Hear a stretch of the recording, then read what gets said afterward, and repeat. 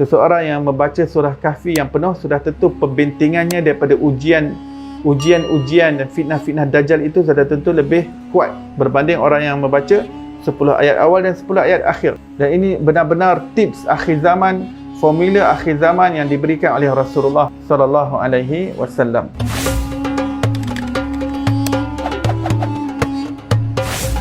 Jom sama-sama kami.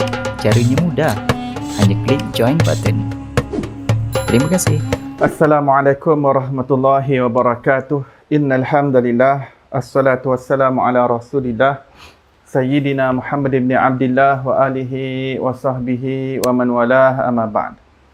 Subhanaka la ilma lana illa ma 'allamtana innaka antal alimul hakim. Rabbi syrah li sadri wa yassir li amri wahlul 'uqdatam min lisani yafqahu qawli.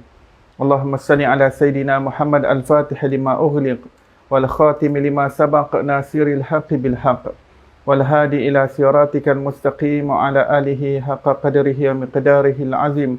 Allahumma anfa'na bima 'allamtana wa 'allimna alladhi ma yanfa'una. Allahumma faqihna fid din wa 'allimna at-ta'wil. Allahumma inna nas'aluka 'ilman nafi'an wa rizqan wasi'a wa na'udzu bika min 'ilmin la yanfa' min qalbi la yakhsha'. Allahumma iftah 'alaina futuhal 'arifin warzuqna fahman nabiyyin wa hifdzal mursalin wa imanal muttaqin ya arhamar rahimin. Allahumma nawwir qulubana bi'ilmik wasta'mil abdanana fi ta'atik. Allahumma nawwir qulubana bi'ilmik wasta'mil abdanana fi ta'atik.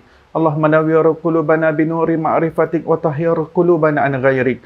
Allahumma iftah 'alaina fathan qariba fi 'ulumil aqliyati wan naqliyah bijahi sayyidina wa maulana Muhammadin khairil bariyah sallallahu alaihi wasallam. Alhamdulillahirabbil alamin. Alhamdulillah, segala puji bagi Allah Subhanahu Wa Taala, pencipta tujuh petala langit dan tujuh petala bumi dan segala perbendaharaan yang berada di antaranya. Selawat dan salam ke atas Nabi junjungan besar kita, kekasih kita Nabi Muhammad sallallahu alaihi wasallam, dan ke atas ahli keluarga baginda, dan ke atas para sahabatnya, dan ke atas mereka yang mengikuti jalan mereka yang terdahulu dengan cara yang terbaik sehingga hari kiamat. Alhamdulillah, muslimin muslimat yang dirahmati Allah Subhanahu Wa Taala, syukur kita pada malam yang berbahagia, pada malam yang mulia ini, malam hari Ashura, kita dihimpunkan Allah di atas talian, di atas anjuran tim daripada Al-Kahfi dan juga online majlis ilmu, untuk kita sama-sama berkongsi ilmu berkenaan dengan surah Al-Kahfi ya, pada malam ini, tajuk yang dipilih. Dan sebelum itu saya ingin menceritakan sedikit berkenaan dengan hari Ashura ini. Kita bersempena pada hari yang penuh dengan kemuliaan, hari yang diagungkan oleh Allah Subhanahu Wa Taala, diagungkan oleh Rasulullah sallallahu alaihi wasallam, sesuai dengan semangat yang berada di dalam Al-Quran. Allah Taala berfirman dalam surah Ibrahim, wa dzakkirhum fi ayyamillah, dan ingatkanlah kepada mereka akan hari-hari Allah Subhanahu Wa Taala. Yang dimaksudkan dengan hari-hari Allah adalah hari yang di mana di dalamnya pernah berlaku suatu peristiwa yang besar.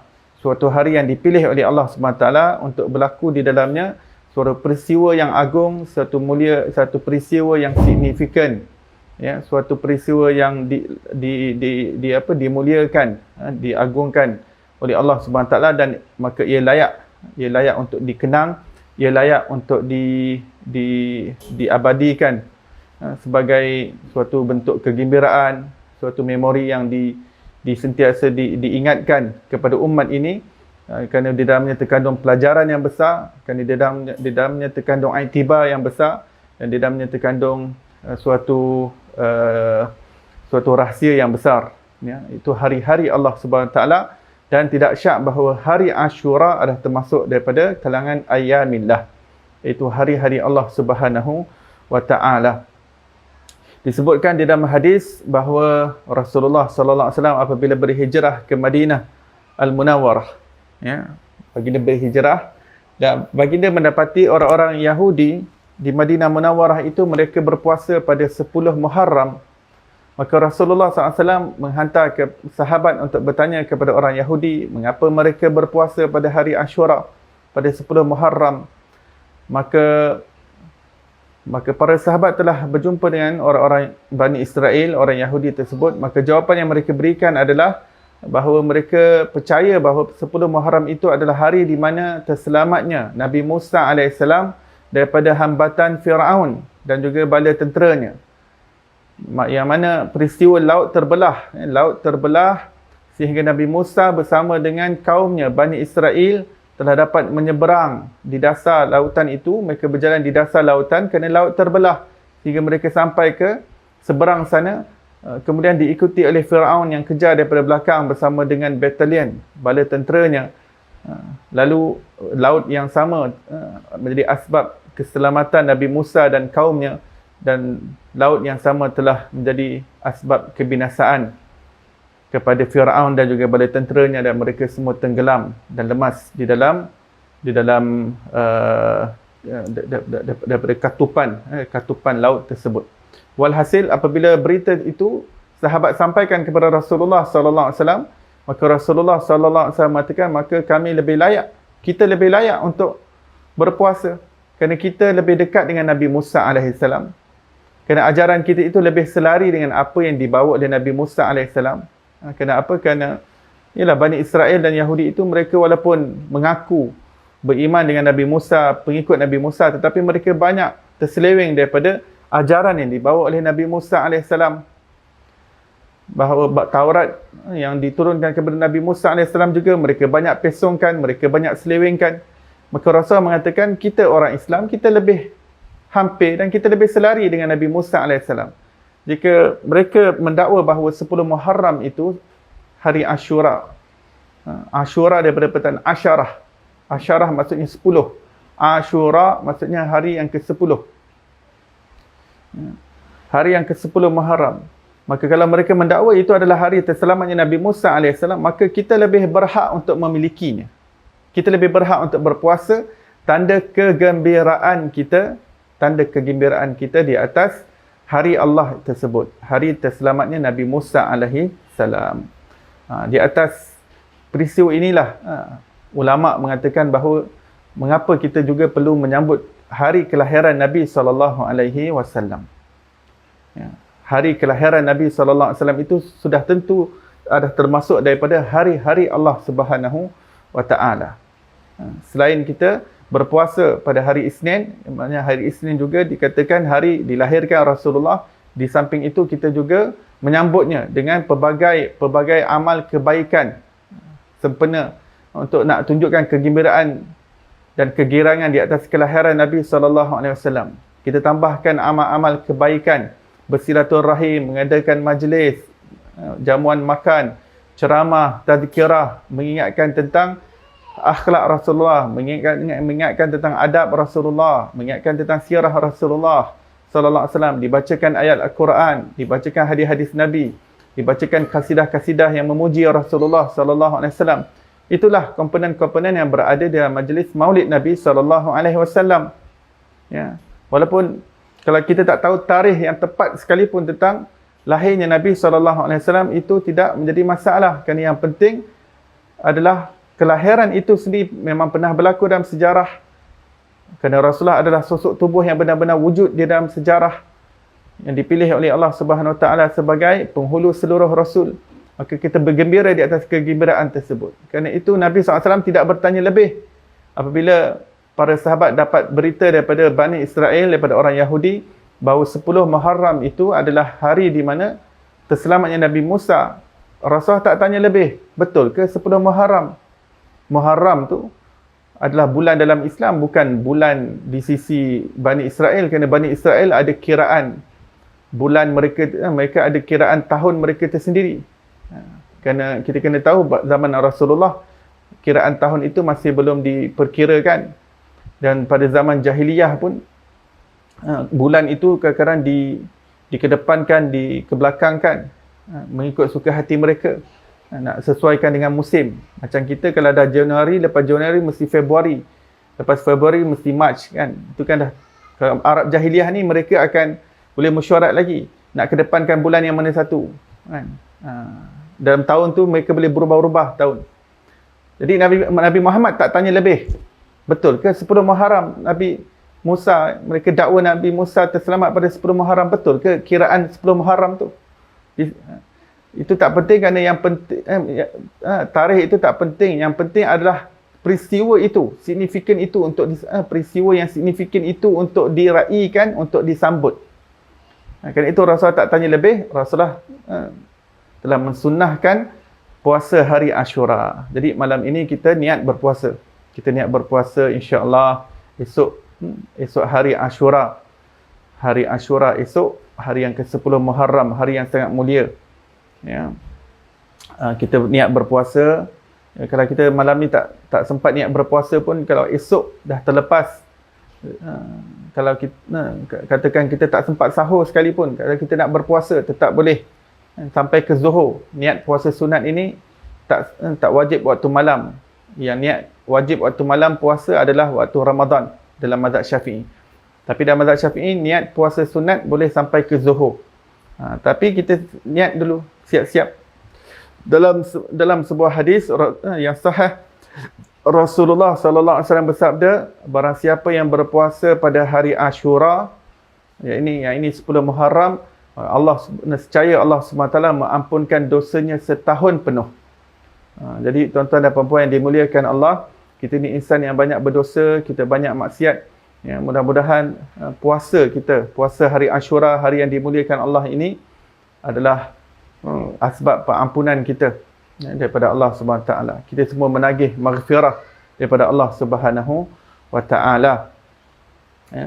Dan Rasulullah suka kalau kita menyelisihi Bani Israel. Mereka hanya berpuasa pada 10 Muharram.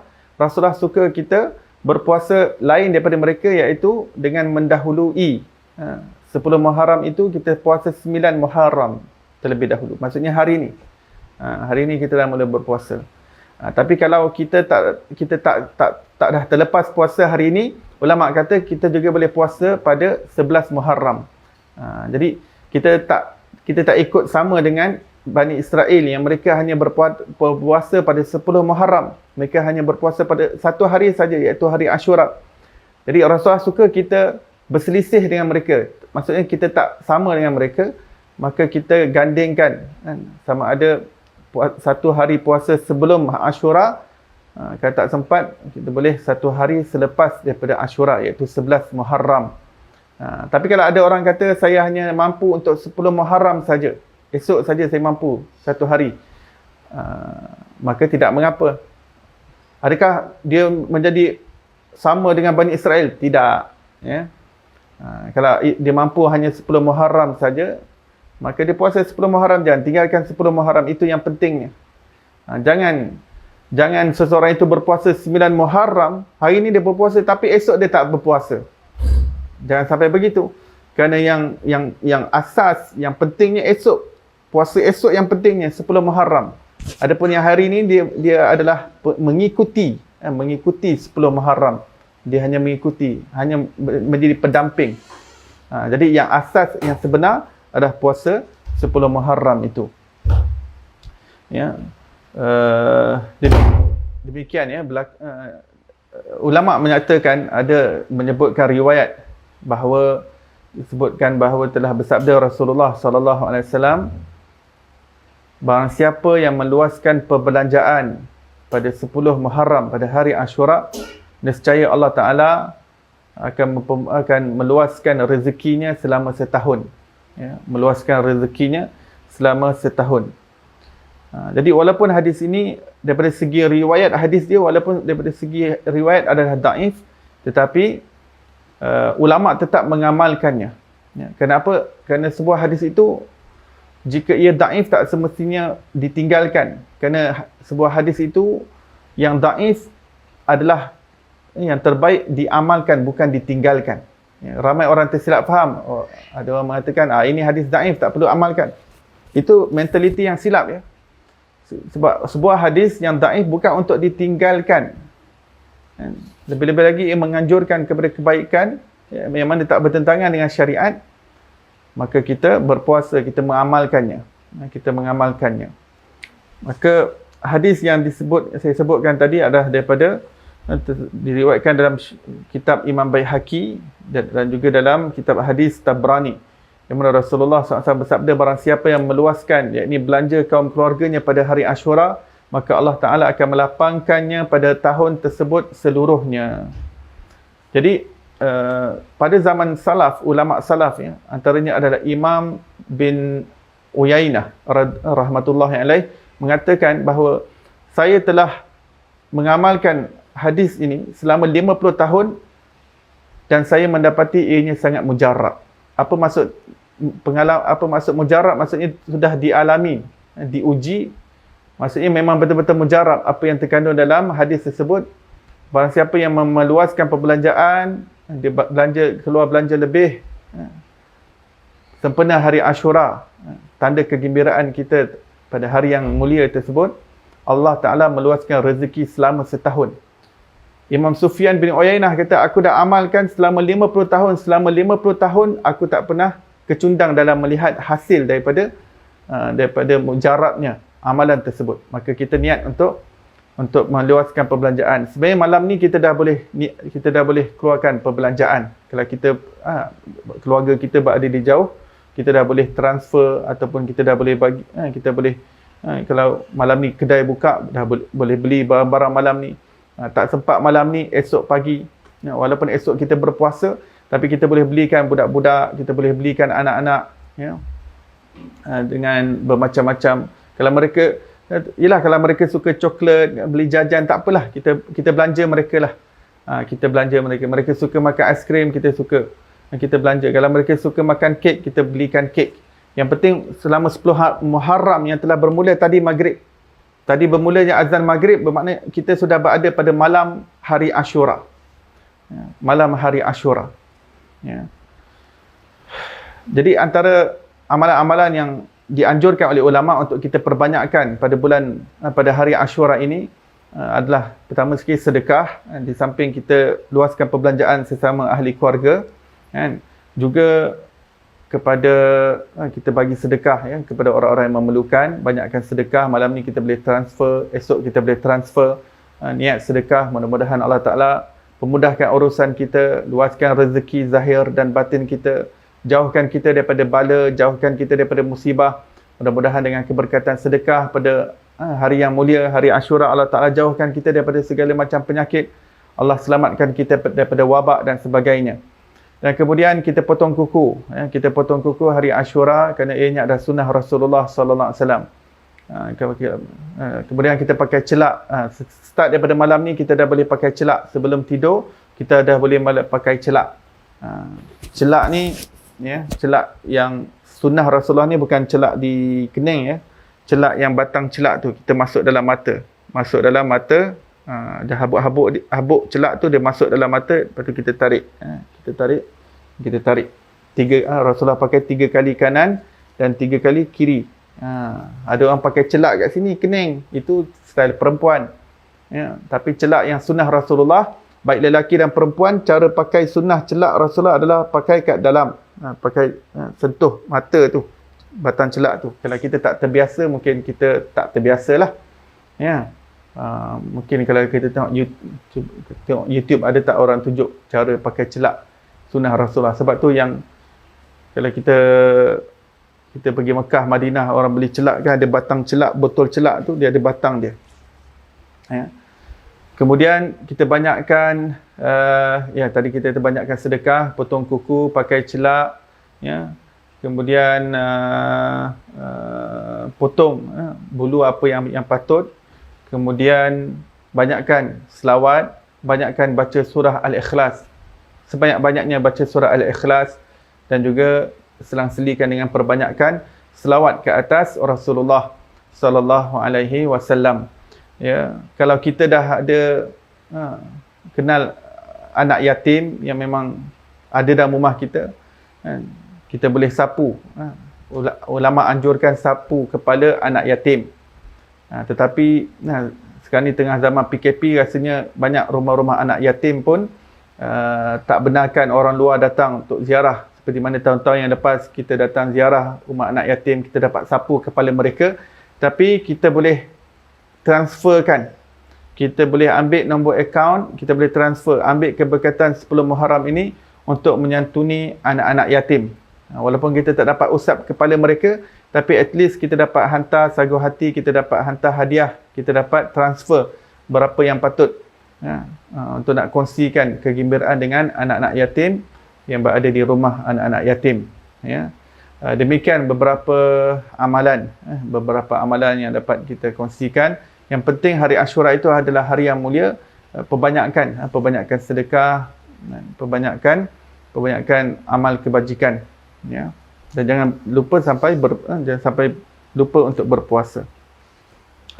Baik, saya ini kongsikan berkenaan dengan surah Kahfi pada malam ini. Kalau di hadapan tuan-tuan dan puan-puan ada Al-Quran, kita boleh buka surah Al-Kahfi. Kita akan pilih beberapa ayat untuk kita bincangkan. Baik, surah Al-Kahfi. Al-Kahfi bermaksud gua. Ianya dinamakan sedemikian sempena dengan ahli kahfi, ashabul kahfi, iaitu kisah tujuh orang pemuda. Dikatakan 7 orang pemuda, dikatakan bilangannya 7, tapi ada perselisihan. Pemuda-pemuda ini mereka menyelamatkan diri mereka daripada kesyirikan yang berlaku di kawasan daerah mereka, kawasan negeri mereka. Mereka melarikan diri daripada merayakan satu perayaan yang penuh dengan kesyirikan, penuh dengan penyembahan berhala dan dewa. Maka pemuda-pemuda ini mereka beriman kepada Allah Subhanahu Wa Taala. Mereka keluar dan mereka bertemu di suatu pokok dan mereka semua bergerak ke dalam hutan dan sampai mereka tiba kepada suatu gua. Mereka masuk dalam gua tersebut dan mereka telah tertidur dalam gua tersebut kerana kepenatan. Rupanya mereka telah tertidur selama 309 tahun. 309 tahun. Ini adalah kuasa Allah Subhanahu Wa Taala.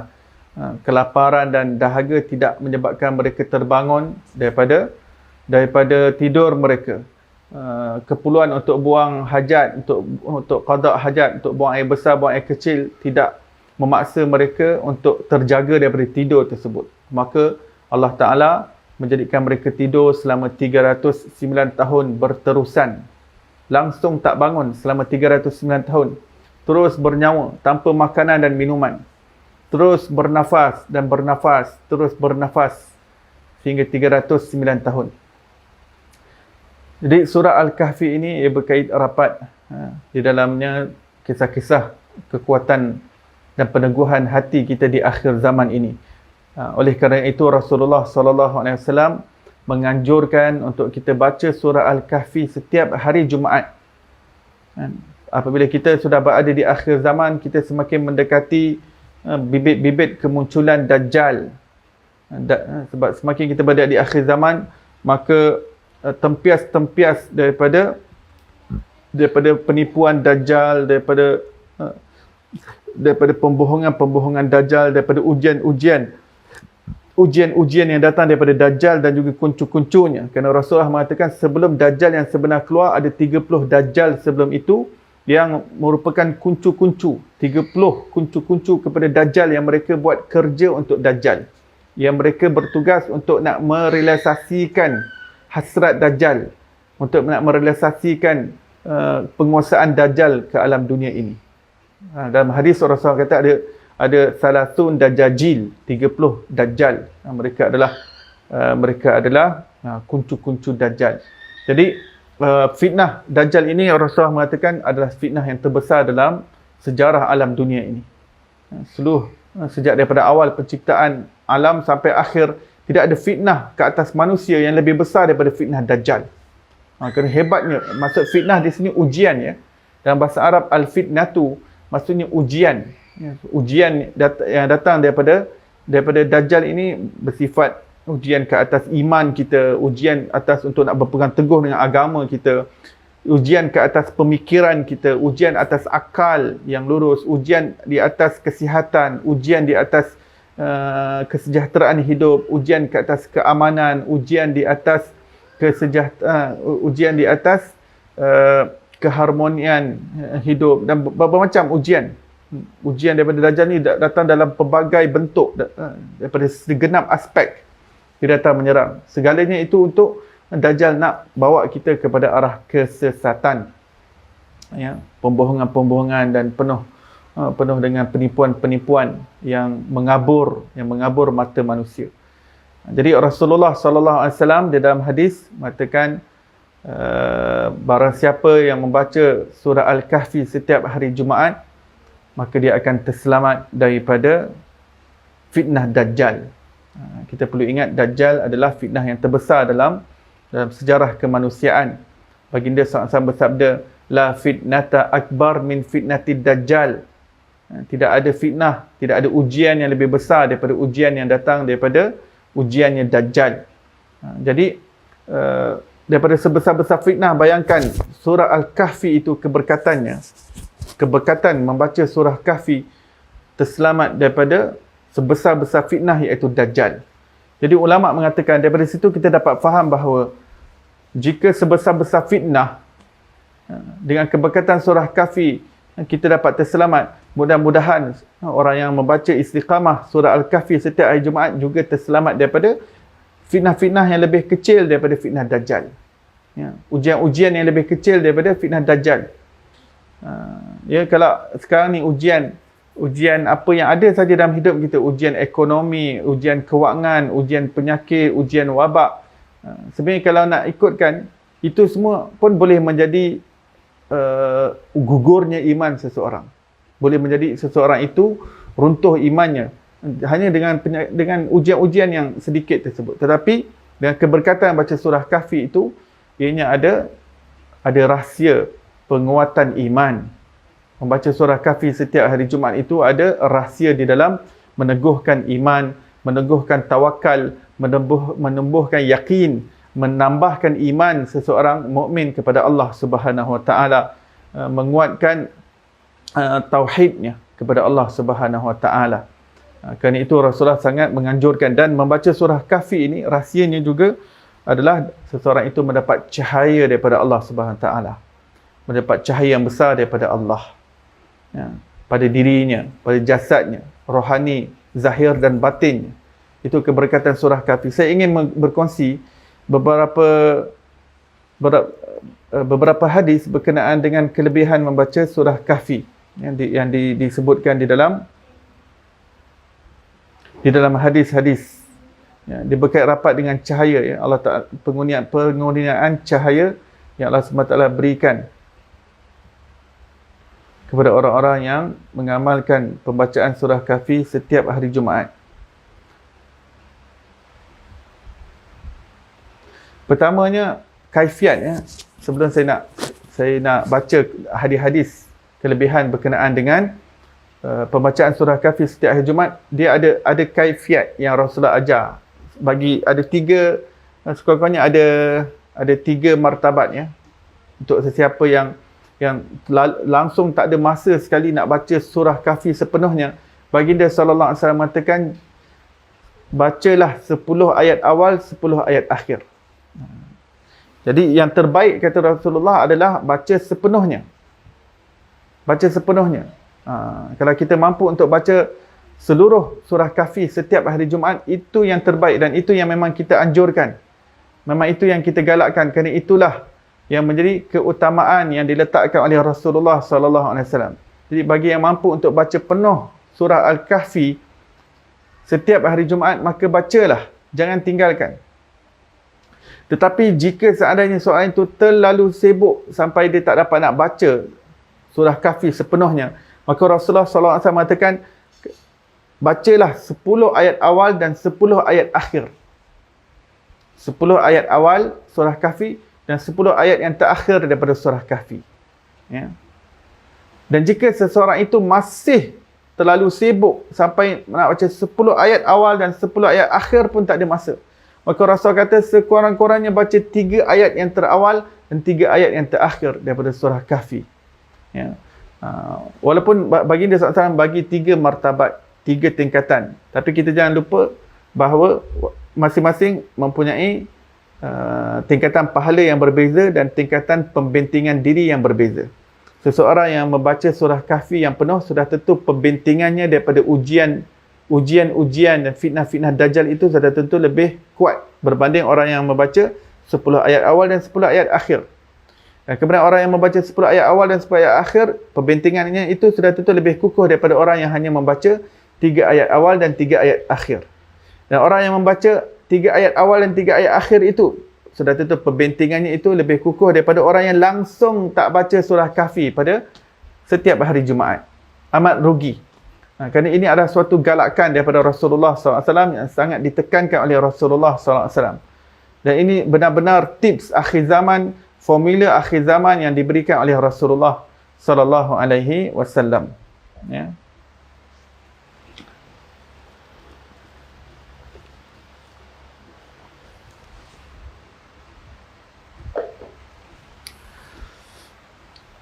Pertanyaan, wanita yang dalam haid boleh tak baca surah Al-Kahfi? Jika seseorang itu membaca surah Kahfi dengan niat perbenting, sebagai ayat perbenting, maka ianya diperbolehkan. Tetapi saya anjurkan untuk yang wanita haid, dibaca 10 ayat awal dan 10 ayat akhir. Sebagai niat perbenting, bukan niat baca Quran.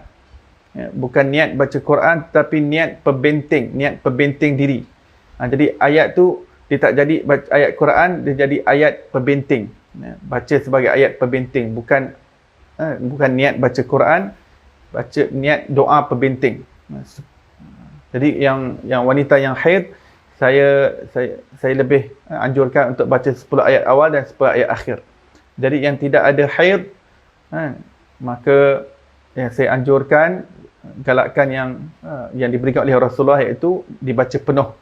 Kita cuba latih diri kita untuk baca surah Kahfi secara penuh setiap hari Jumaat. Lebih-lebih kita berada di akhir zaman, tuan-tuan dan puan-puan yang dimuliakan Allah, kita perlukan perbentingan diri.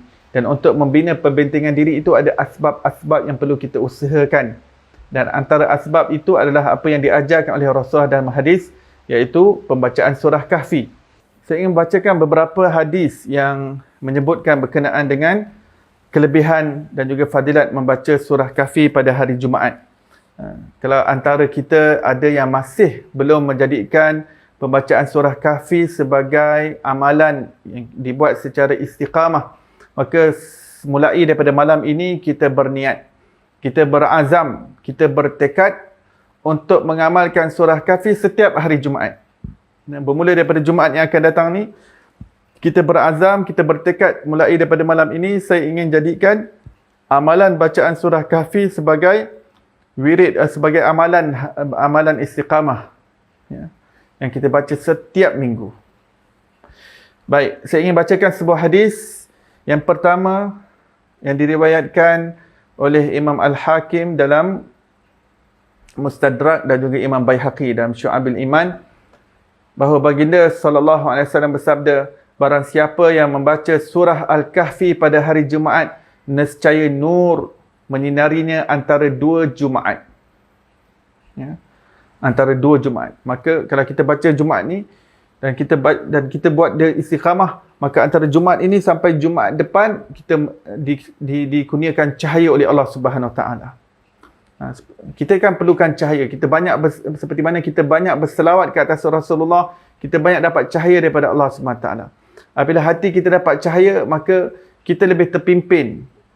Kehidupan kita lebih bermakna, kehidupan kita lebih bertujuan. Kehidupan kita lebih menjurus kepada suatu arah yang betul, yang benar. InsyaAllah kita akan diletakkan di atas landasan yang lurus, landasan yang benar, bila kita dapat banyak cahaya daripada Allah Subhanahu Wa Taala. Antara dapat cahaya tadi, baca surah Kahfi setiap hari Jumaat, dan banyakkan selawat dalam hidup kita ni, banyakkan selawat ke atas Rasulullah sallallahu alaihi wasallam. Ya. Dalam hadis yang lain, barang siapa membaca surah Kahfi pada hari Jumaat, nescaya terpancar baginya dari nur antara dirinya sehingga ke Kaabah. Terpancar baginya dari nur antara dirinya sehingga ke Kaabah. Baik, hadis yang pertama tadi, Allah Ta'ala bagi kita nur cahaya. Keberkatan baca surah Kahfi. Yang ini surah Kahfi penuh. Yang ini kelebihan baca surah Kahfi yang penuh. Maksudnya Allah bagi cahaya pada kita, dan cahaya itu berkekalan pada diri kita daripada Jumaat kita baca tu sampai Jumaat depan. Bila Jumaat depan kita baca lagi, Allah Ta'ala pancarkan lagi cahaya sampai Jumaat depan. Kita baca lagi Jumaat yang berikutnya, dipancarkan lagi cahaya sampai yang Jumaat yang akan datang. Maka kalau boleh kita jadikan pembacaan surah Kahfi sebagai amalan kita. Masukkan dalam buk siap-siap. Masukkan dalam kita punya kamus kehidupan kita bahawa surah Kahfi mesti kita baca setiap hari Jumaat. Ya. Riwayat yang kedua yang kita baca tadi juga riwayat daripada Al-Hakim bahawa nescaya terpancar baginya dari nur antara dirinya sehingga ke Kaabah. Rasulullah sebut Baitul Atiq. Maksudnya terpancar cahaya kita ni, kita tak nampak dengan mata kepala kita. Tetapi cahaya itu memang sebenarnya benar-benar wujud. Diwujudkan oleh Allah SWT. Cuma mata kasar kita tak dapat melihat. Kecuali kalau diizinkan oleh Allah SWT. Maka diri kita akan terpancar daripada cahaya sehingga menuju cahaya tersebut terus sehingga ke Kaabah. Sepanjang-panjang diri kita sampai ke Kaabah, ya, akan ada cahaya. Apakah niat terbaik masa kita baca surah Kahfi? Pertama sekali niat untuk ikut sunnah Rasulullah SAW. Pertama sekali niat untuk ikut sunnah Rasulullah SAW. Yang kedua, niat untuk mendekati Allah Subhanahu Wa Taala. Ya. Ketiga, niat perbenteng diri. Niat perbenteng diri daripada fitnah Dajjal dan juga fitnah-fitnah yang lain. Ya.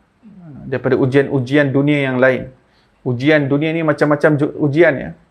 Kita minta dengan keberkatan kita baca surah Kahfi ni, Allah Ta'ala selamatkan ujian. Hati kita sedang diuji oleh Allah Ta'ala. Itu pun suatu ujian. Bahkan memang Dajjal itu antara bentuk ujiannya, ujian ke atas hati kita. Sejauh mana kita nak berpegang teguh dengan agama Allah.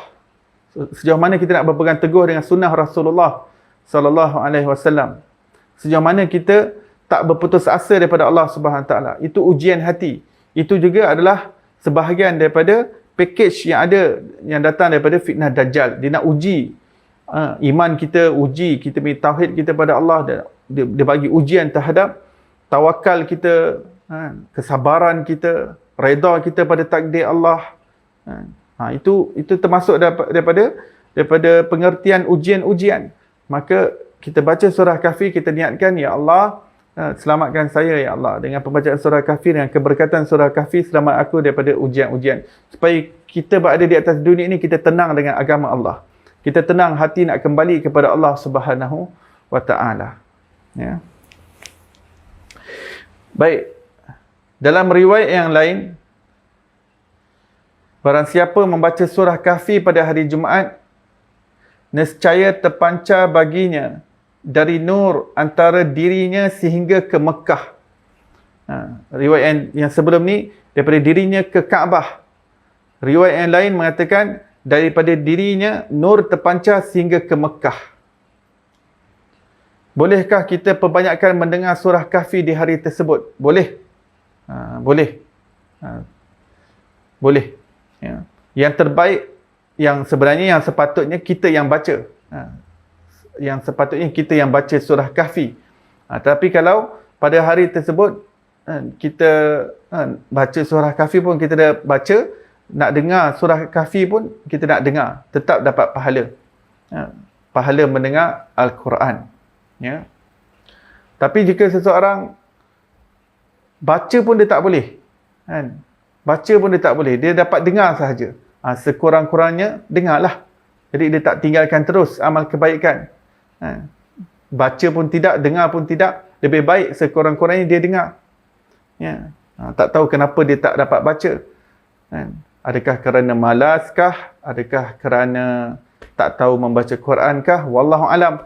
Tapi at least dia tak tinggalkan semua. Kalau dia dapat dengar, mudah-mudahan dengan keberkatan dia dengar surah Kahfi itu, dia niatkan dalam hati dia, mudah-mudahan dia juga mendapat pembentengan daripada Allah Subhanahu Wa Taala daripada fitnah Dajjal. Baik, dan riwayat yang lain. Jadi banyak riwayat menerangkan tentang kelebihan baca surah Kahfi pada hari Jumaat. Bolehkah mula membaca surah Kahfi pada malam Jumaat? Ya, boleh. Ya, boleh. Ya, sebab apa? Jumaat bermula maghrib, ya. Jumaat bermula maghrib. Pada hari Khamis tu, hari Khamis masuk saja maghrib, itu dah malam Jumaat. Malam Jumaat tu bermakna sudah pun berada dalam hari Jumaat. Bermakna malam Jumaat tu dah boleh membaca surah Al-Kahfi. Sudah boleh baca. Bahkan amalan ketika saya belajar di Tarim dulu, Tarim di Hadramaut mengajarkan kepada kita untuk baca surah Kahfi sejak daripada malam Jumaat.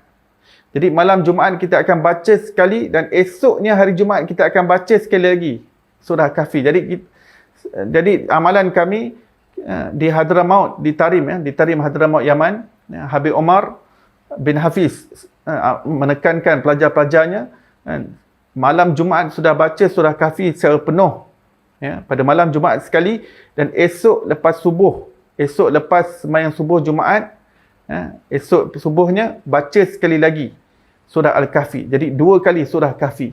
Itu amalan yang kita dapat daripada guru kita semua, iaitu Al-Habib Omar bin Hafiz. Itulah yang diterapkan oleh beliau kepada para pelajar beliau di Darul Mustafa, di sebuah daerah Tarim di wilayah Hadramaut di Yaman Selatan.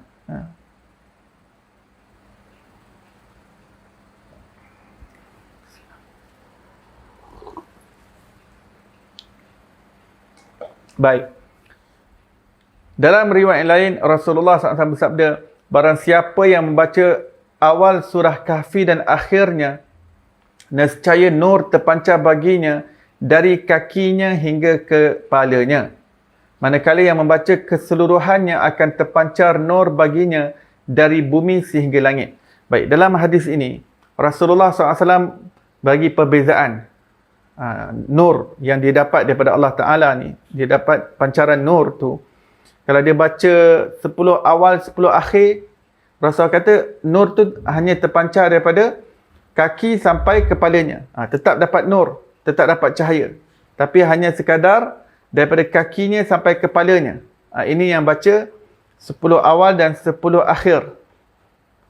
Tapi kalau dia baca keseluruhan daripada surah Kahfi, Rasulullah kata nur akan terpancar baginya dari bumi sehingga ke langit.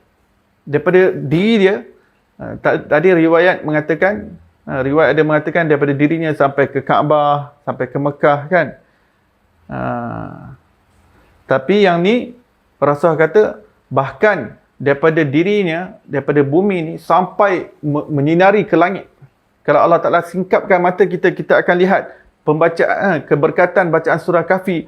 Diri kita ni keluar cahaya yang terpancar sampai ke langit. Boleh jadi malaikat akan nampak. Malaikat nampak orang-orang yang bercahaya ini.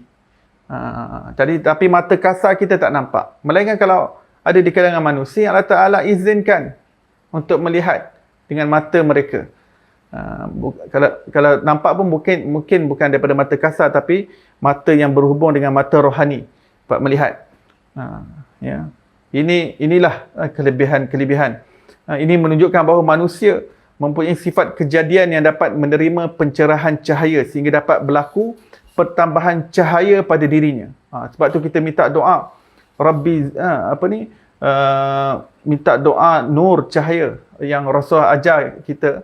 Allahumma ja'al fi qalbi nura wa fi basari nura wa fi sam'i nura wa an yamini nura wa an shimali nura wa ja'al li nura.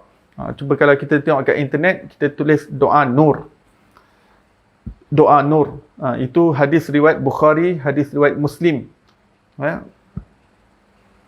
Yang mana Rasulullah sallallahu alaihi wasallam berdoa, ya Allah, jadikanlah cahaya pada hatiku, cahaya pada kananku, cahaya pada kiriku, cahaya di atasku, cahaya di bawahku, cahaya di sisiku, cahaya di tepiku, cahaya di darahku. Ya Allah, kurniakan cahaya pada daging-dagingku, tulang belulangku, otot-ototku, urat-uratku. Ya Allah, kurniakan cahaya pada kulitku, cahaya pada bulu-bulu dan rambutku, cahaya pada cahaya pada nafsuku, pada jiwaku, cahaya pada rohku, cahaya pada seluruh anggota badanku, cahaya pada seluruh segenap badanku. Dan jadikanlah aku cahaya, waja'alni nura, wazidni nura, dan tambahkan cahaya kepadaku. Wahabli nuran ala nur, dan anugerahkan kepadaku cahaya di atas cahaya. Jadi doa ni kita minta pada Allah Subhanahu Wa Taala.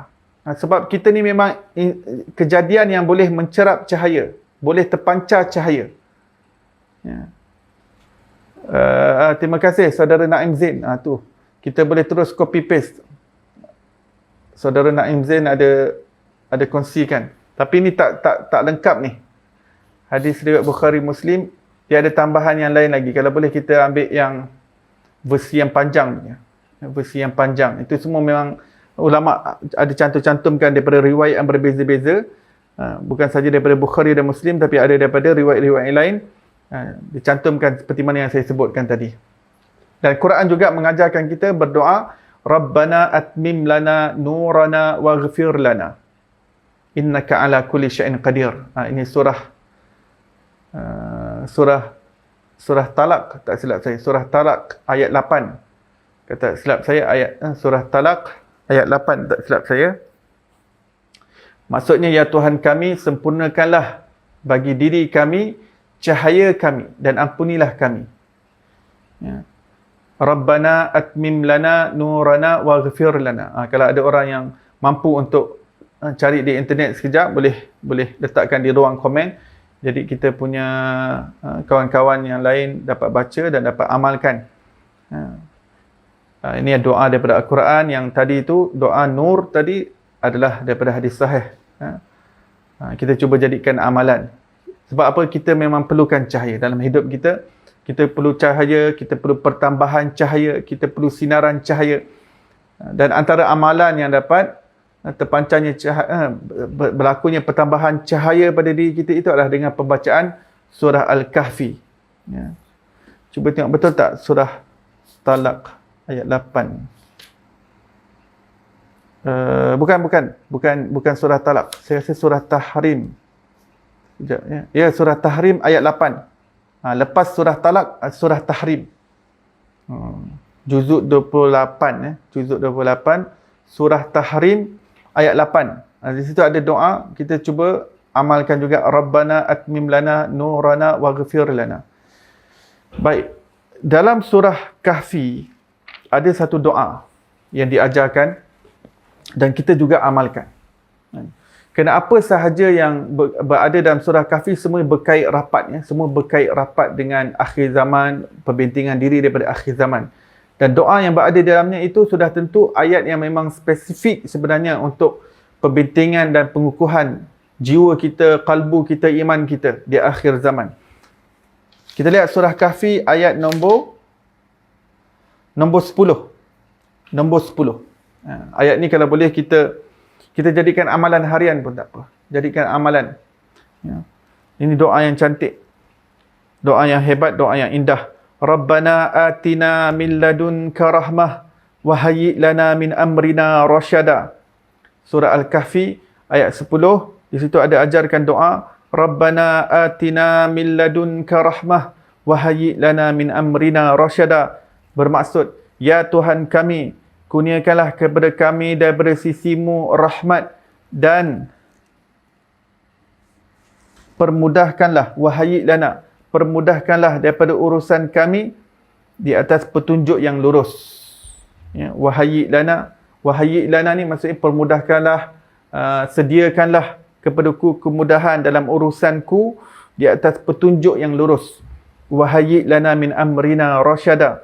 Ini sebenarnya doa Ashabul Kahfi, ya. Ini doa pemuda-pemuda Kahfi ketika mereka nak selamatkan iman mereka.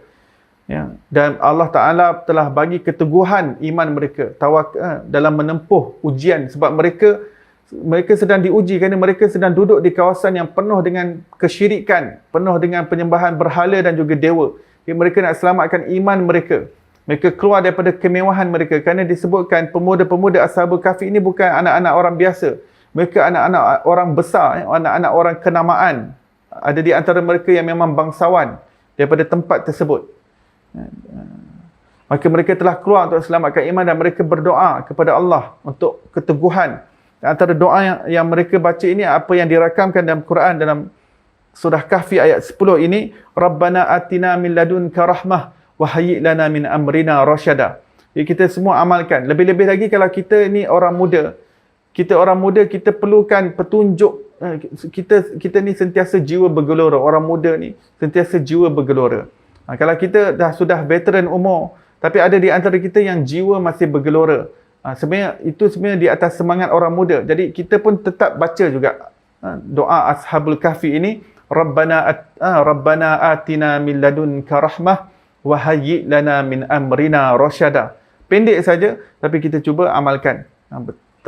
Tambah pula dengan doa yang kita doa minta nur tadi, minta Allah sempurnakan nur kita. Sebab kita dah memang asal usul cahaya. Jadi minta Allah Ta'ala sempurnakan cahaya kita. Tambahkan cahaya. Sebab tu atmim lana nurana, nur kami. Yang tadi surah Tahrim juzuk 28 ayat 8. Surah Tahrim ayat 8 tadi. Minta Allah tambahkan cahaya.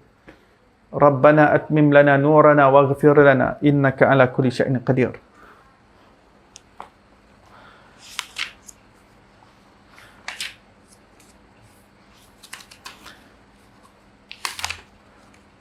Baik, di dalam surah Al-Kahfi ini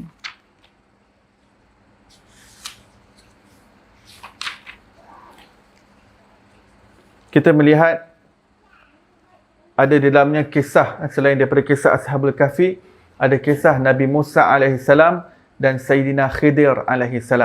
Di situ mengajarkan kepada kita banyak perkara di dalam menuntut ilmu. Ya. Jadi hikmah di sebalik kisah ini, yang mana Allah SWT telah perintahkan Nabi Musa AS untuk mencari Sayyidina Khidir untuk menuntut ilmu daripada beliau. Kerana apa? Allah Ta'ala nak mengajar kepada Nabi Musa untuk apa? Untuk beliau mempunyai kerendahan hati yang lebih lagi. Nabi Musa dah memang tawaduk, tetapi Allah Ta'ala nak mengajarkan kepada beliau untuk lebih tawaduk lagi. Bagaimana? Dengan melihat adanya orang yang lebih berilmu daripada Nabi Musa AS. Satu aspek ilmu yang Allah Ta'ala ajarkan kepada Sayyidina Khidir AS, yang ilmu itu tidak terdapat pada Nabi Musa AS. Dan ini tidak mengurangkan kedudukan Nabi Musa AS sebagai seorang Rasul. Cuma hanya Allah Ta'ala lebihkan seorang Nabi di atas Nabi yang lain dengan aspek yang berbeza. Allah Ta'ala berfirman, tilkal rusulu faddalna ba'dahum ala ba'd. Rasul-rasul itu kami lebihkan seorang daripada mereka, ada yang lebih daripada yang lain. Jadi mereka juga berdarjat-darjat, bertingkat-tingkat kedudukan mereka, maqam mereka, para nabi dan rasul ini di sisi Allah Subhanahu wa Ta'ala. Jadi di sini mengajarkan kepada kita bahawa kita jangan mudah untuk mengingkari ilmu orang lain. Kita jangan mudah untuk nak menafikan ilmu yang ada pada orang lain. Hendaklah kita bersifat tawaduk, hendaklah kita bersifat rendah diri. Jangan cepat melenting, jangan cepat menyalahkan orang lain, jangan cepat menyesatkan orang lain. Ini apa yang terkandung di dalam pelajaran yang berada di sebalik surah Al-Kahfi ini. Kalau kita tengok ada tiga peristiwa yang Nabi Musa AS kurang berpuas hati dengan tindakan Sayyidina Khidir AS. Ada tiga perkara. Perkara yang pertama berada pada ayat 71 surah Kahfi, ayat 71. Yang mana Nabi Musa AS telah melihat Sayyidina Khidir AS yang kedua mereka menumpang sebuah perahu untuk nak menyeberang satu lautan. Apa yang dilakukan oleh Sayyidina Khidir, beliau telah beliau telah kopakkan satu daripada bahagian daripada kapal tadi. Maka Nabi Musa AS tunjukkan ketidakpuashatian beliau. Kemudian peristiwa yang kedua adalah ketika Sayyidina Khidir AS membunuh seorang kanak-kanak lelaki.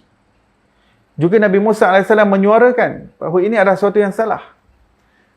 Tapi diingatkan oleh Sayyidina Khidir, bukankah aku telah ingatkan kepada kamu bahawa kamu tidak akan dapat memahami ilmu yang aku ada, yang dikurniakan oleh Allah SWT. Maka Nabi Musa AS kata, maafkan saya, izinkan saya lagi untuk ikut Tuan. Maka mereka berlayar lagi. Peristiwa yang ketiga, mereka telah melalui kawasan suatu kampung, suatu kawasan yang mereka minta orang-orang tersebut terima mereka sebagai tetamu supaya dapat diberi jamuan sebab mereka musafir. Tapi orang kampung situ semua menolak. Orang-orang situ semua menolak Nabi Musa dan Sayyidina Khidir. Maka mereka berdua berjalan sampai ke hujung kampung tersebut. Tiba-tiba ternampak ada satu rumah yang nak roboh. Maka Sayyidina Khidir telah membuat satu projek kat situ. Beliau telah berusaha dan berupaya untuk nak betulkan balik bangunan tersebut. Bangunan rumah yang nak roboh tadi. Betulkan balik, tegakkan balik sebab dia nak roboh. Maka ketika itu Nabi Musa AS juga tertanya, kan, kamu kan, orang-orang di sini, kenapa kita tak ambil upah daripada apa yang kita buat ni, apa yang kamu buat? Sebab kita dah berlayar, kita bermusafir, kita perlukan makanan, mereka tak jamu pun kita, dan sekarang kita dah tolong, kamu dah tolong ini bangunan yang nak runtuh ni, kenapa tak ambil upah? Maka di situlah Nabi Musa AS diberitahu oleh Sayyidina Khidir, sampai di sini sahaja jodoh pertemuan kita, sampai di sini saja. Sebab sudah 3 kali diberi amaran, 3 kali diberi peluang, dan hadza firaqu baini wa bainik sa'unabbi'uka bi ta'wili ma lam tastati' alaihi sabra. Kita berpisah di sini saja wahai Musa, kamu ambil haluan diri kamu, saya ambil haluan arah saya. Tapi saya akan beritahu kepada kamu satu persatu kenapa saya lakukan yang sedemikian.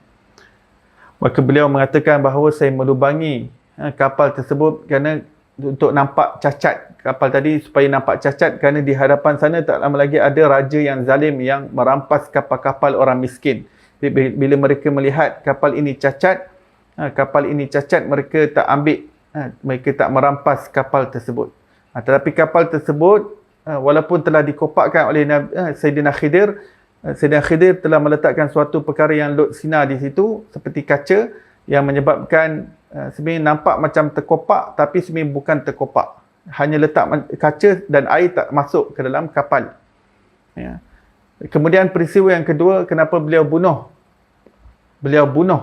kanak-kanak tersebut, kerana itu adalah perintah Allah Subhanahu Taala. Dia terima perintah Allah untuk membunuh kanak-kanak tersebut, kerana kalau kanak-kanak itu tumbuh membesar, kanak-kanak itu akan menjadi penderhaka yang sangat jahat, yang menyebabkan ibu bapanya yang asalnya orang Islam akan menjadi kafir kerana mengikut anaknya itu.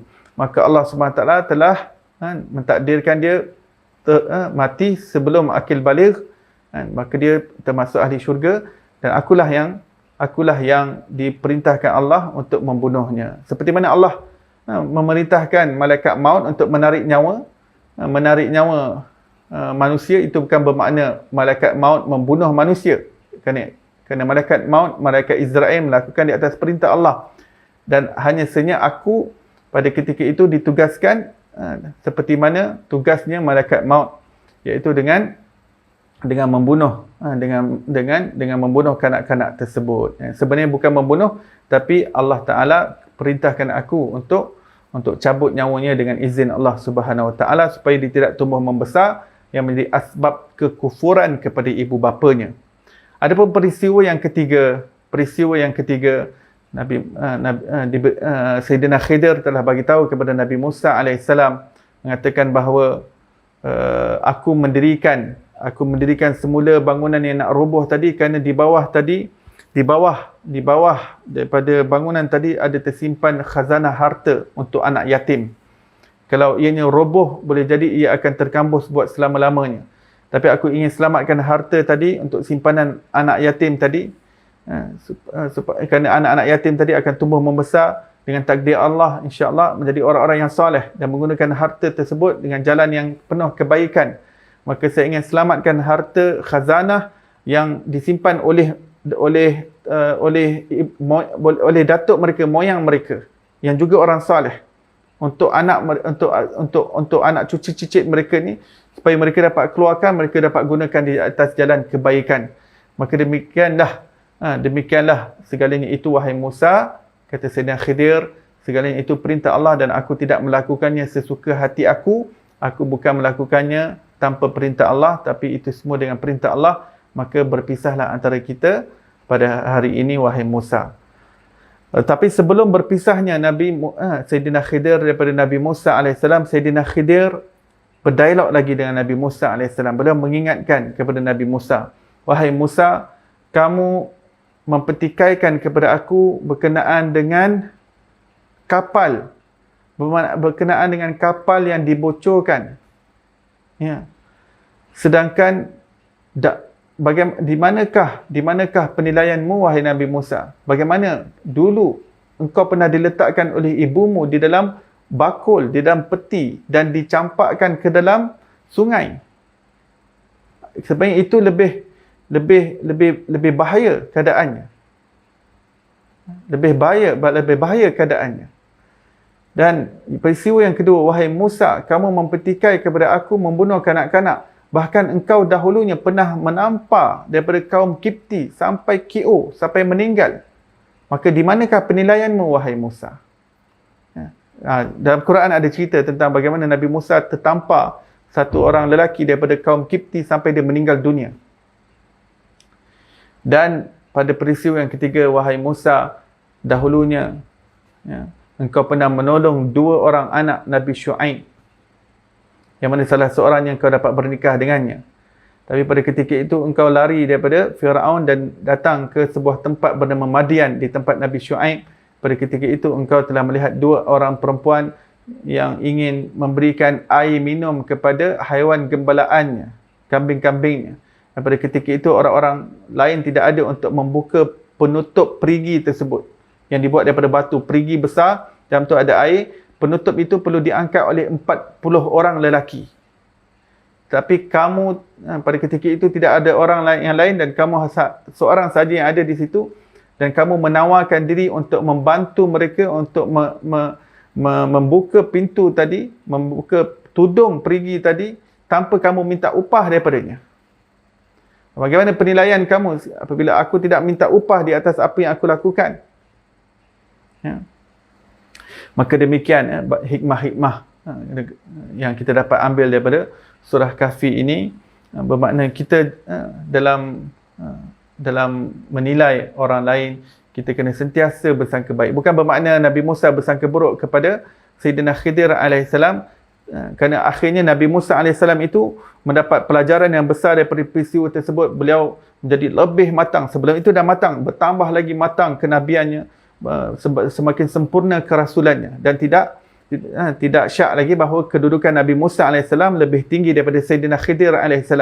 Tapi dalam proses pembinaan tersebut, Allah SWT memberikan kisah-kisah tauladan kepada Nabi Musa untuk beliau belajar dalam kehidupannya. Begitu juga kisah tersebut bukan sekadar untuk Nabi Musa, tetapi untuk kita ambil pelajaran. Kita jangan mudah bersangka-sangka buruk kepada wali-wali Allah Subhanahu Wa Taala. Jangan kita mencaci maki kepada orang yang rapat dengan, yang hampir dengan Allah Subhanahu Wa Taala. Jika kita tidak faham kepada suatu perkara terhadap orang-orang yang hampir dengan Allah, kita tangguhkan dahulu. Kita tawakuf. Kita tak keluarkan apa-apa hukum.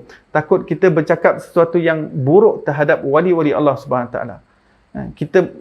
Kita ingat orang itu sesat, tapi kemungkinan orang itu wali Allah Subhanahu Wa Taala.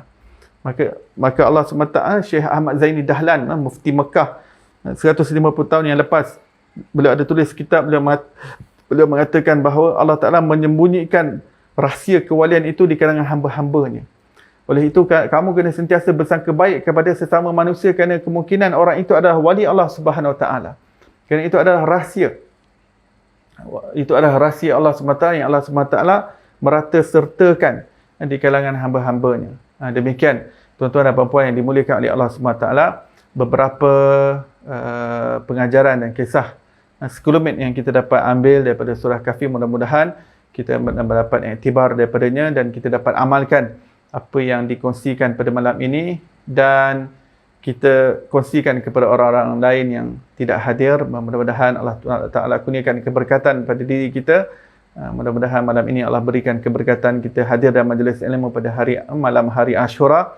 Mudah-mudahan esok kita dapat tambahkan amalan kita yang penting sekali, kita berpuasa, kita banyakkan sedekah, dan kita luaskan perbelanjaan untuk ahli keluarga kita. Mudah-mudahan Allah Ta'ala tambahkan rezeki zahir dan batin kita insya-Allah Ta'ala. Mudah-mudahan Allah kurniakan kita husnul khatimah dan jauhkan kita daripada su'ul khatimah. Wa sallallahu ala sayyidina Muhammadin wa ala alihi wasallam. Alhamdulillahi rabbil alamin. Kita tangguh majlis kita dan tasbih kifarah dan surah wal asr. Subhanallah bihamdihi, subhanakallah bihamdika, asyhadu an la ilaha illa anta wa astaghfiruka wa atubu ilaik. Bismillahirrahmanirrahim. Wal asr. Innal insana lafi khusr. Illa alladhina amanu wa amilu salihat wa tawassaw bil haqqi wa tawassaw bis sabr. Assalamualaikum warahmatullahi wabarakatuh.